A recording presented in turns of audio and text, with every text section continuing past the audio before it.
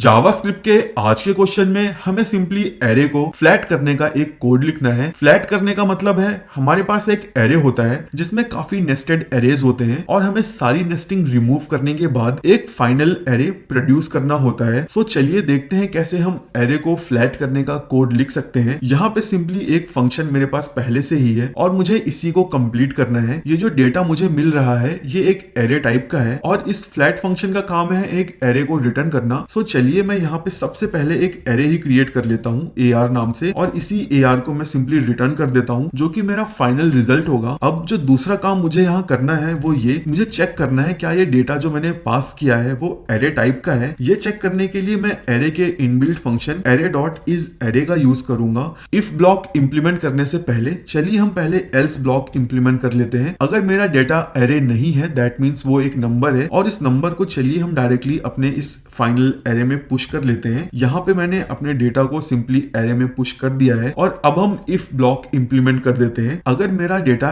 Array है तो मैं सिंपली इस पे कोई भी एक फॉर लूप रन कर लूंगा। आप कोई भी लूप यूज कर सकते हो। मैं यहाँ पे फॉर ईच लूप यूज कर लेता हूँ और यहाँ पे मैं एक कॉल बैक फंक्शन पास कर देता हूँ। जब ये कॉल बैक फंक्शन कॉल होगा तो मुझे एरे का एलिमेंट मिल जाएगा और मैं इस एरे के एलिमेंट में वापस से फ्लैट फंक्शन को कॉल कर दूंगा और मुझे पता है ये जो फ्लैट फंक्शन है ये मुझे एक एरे रिटर्न करके देगा। जो भी एरे मुझे रिटर्न होके मिलेगा उसे मैं सिंपली फाइनल एरे में पुश कर दूंगा डीस्ट्रक्चर करने के बाद। ऐसा करके जब मैं इस कोड को रन करूंगा तो मुझे सिंपली एक फाइनल एरे मिल जाएगा जिसमें सारी नेस्टिंग रिमूव्ड है। तो जब भी अगर आपको इंटरव्यू में कोई एरे को फ्लैट करने का कोड बोले तो आप सिंपली ये सिंपल सा कोड यूज करके किसी भी एरे को फ्लैट कर सकते हो।